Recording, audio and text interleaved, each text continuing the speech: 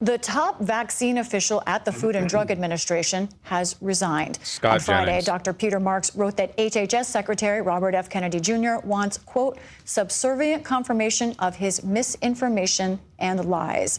The Associated Press reports Marks had to choose between being fired or resigning.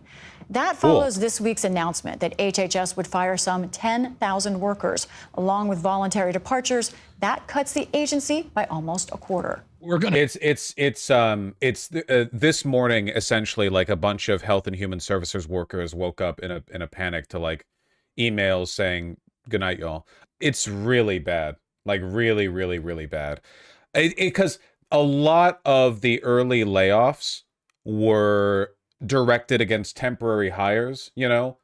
They were directed against like probationary workers. They were directed against people who were easy to get rid of. And there were people who were voluntarily leaving. I think this is the first major like mass layoff that Health and Human Services has suffered. 10,000 people. And a lot of these are pretty high up people as well. There's a lot of knowledge being lost here. They're all going to go to China or Europe or something. I don't know.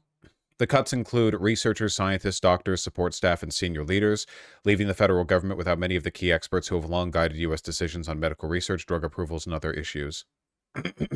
That's cool. The revolution begins today, Health Secretary Robert F. Kennedy Jr. wrote on social media as he celebrated the swearing-in of his latest hires. Bhattacharya and Martin Makary, the new Food and Drug Administration Commissioner. That's ableist? Yeah. I'm pretty bigoted against his inability to sound nice on my ears. 2 lines with hundreds of employees wrapped around the HHS headquarters building Tuesday morning. Workers waited in the chilly spring weather to be individually scanned in for access to the building. Some said they were waiting to find out if they still had jobs. Others gathered at local coffee shops and lunch spots after being turned away, finding out they'd been eliminated after decades of service. Yeah, on April Fool's Day, no less. 4 directors of the NIH's 27 institutes and centers who were put on administrative leave.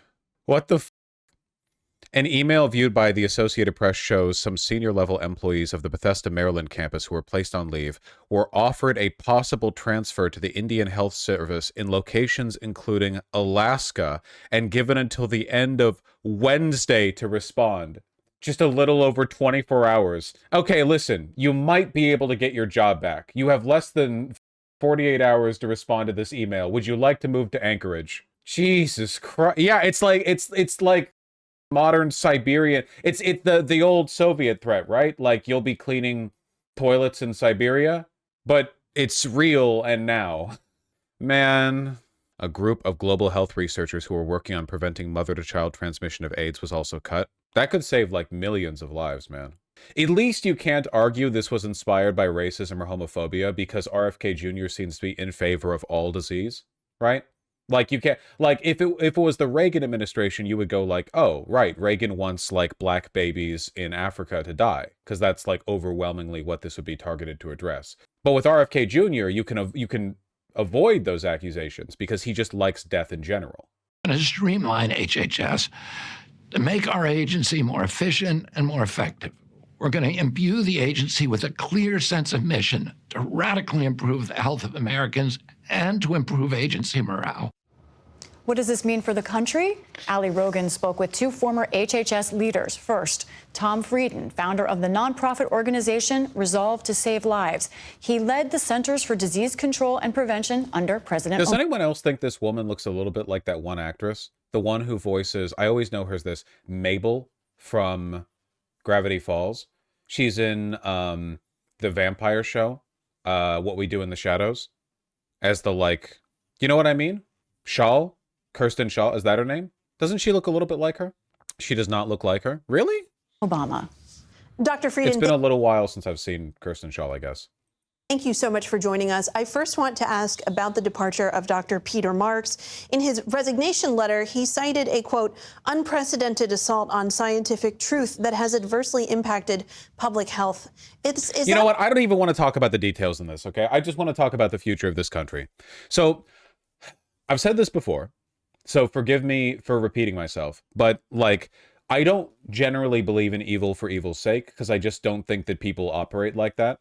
I think that for the most part, people do bad things either because they think that they're actually good things. Usually it's because they think that the bad things are happening to people who deserve it, or they downplay the bad things. There's a lot of like internal contradictions, doublethink that goes into that. For the most part, people don't think of themselves as villains. I don't think Trump or Elon or RFK Jr. think of themselves as villains. I do think RFK Jr. is genuinely insane, though. I think that, like, he is insane in the same, like, he has a compromised personality in the same way that Trump has his megalomania and Elon Musk has his, like, I don't know, narcissistic, I guess they're both megalomaniacs, kind of, but they're very different, right? He's got, like, his crazy, like, insecure egomania. I don't know. He's cringe, right? Trump is a megalomaniac. Elon is cringe. I don't know. He's cringe to the point of it being like a personality defect. Throw that shit in the DSM-6. I don't care. Whatever. With like RFK Jr., I've said before, like, I think the reason he's part of this administration is because Trump and the other higher-ups have calculated that he and his weaponization of conspiracy appeal to a wide enough range of voters that it's okay that he could potentially kill millions of people. Like, to them, it's like a buy-in for that. Like, they might be thinking that...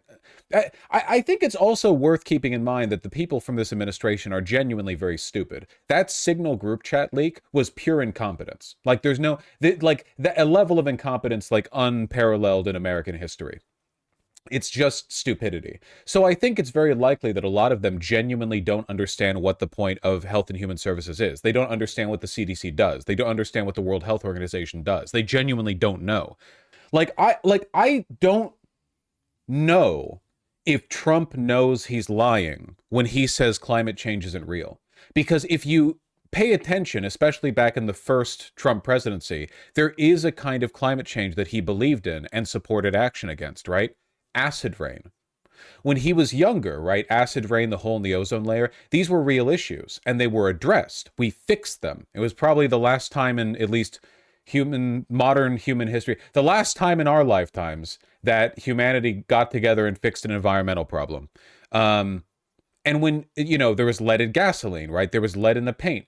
Trump recognizes that those things are real and problems. He doesn't seem to believe in the whole CO2, like, climate change, global warming business, but he understands the concept of like anthropogenic harm to the environment coming back to hurt us, right? I don't know how much he's knowingly lying and how much he's just like completely caught up in his bullshit. To be honest with you, it doesn't really matter. What does matter is that our administration is being run by people who are either like willing to kill millions via disease or genuinely like don't understand what these organizations are meant to do. I don't really know how much the truth is like relevant to that. I'm gonna be honest with you guys. It's looking pretty bad out there.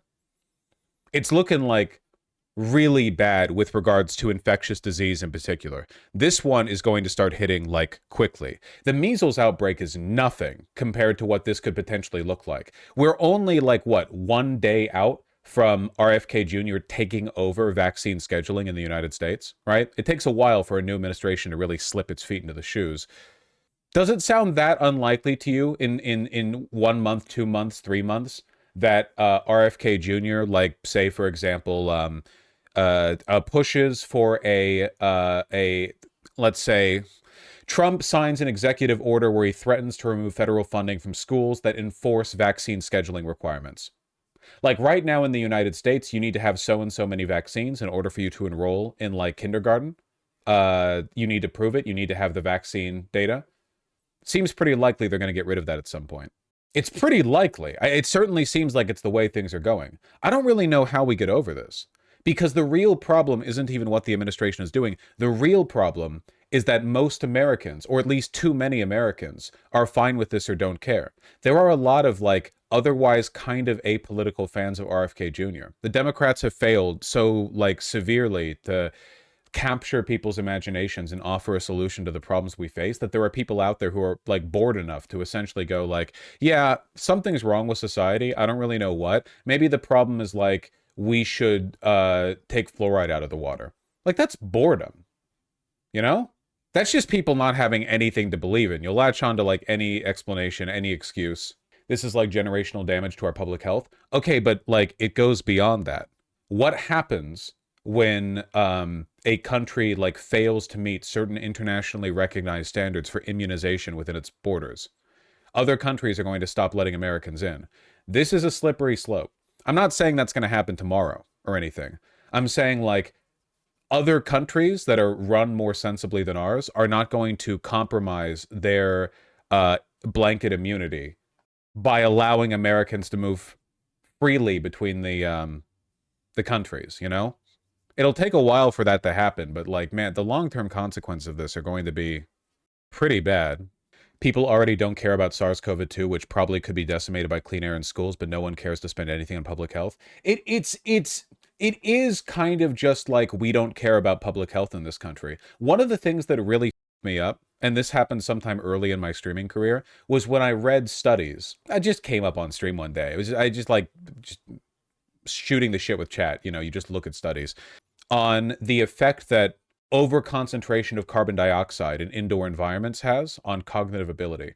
And it turns out in like basically every school and office building in the United States, there's insufficient ventilation and everyone's stupid in there. And you eventually suffer like long-term brain damage. And that like got me so worked up. I got a goddamn carbon dioxide reader for my room, and now I open my windows really regularly.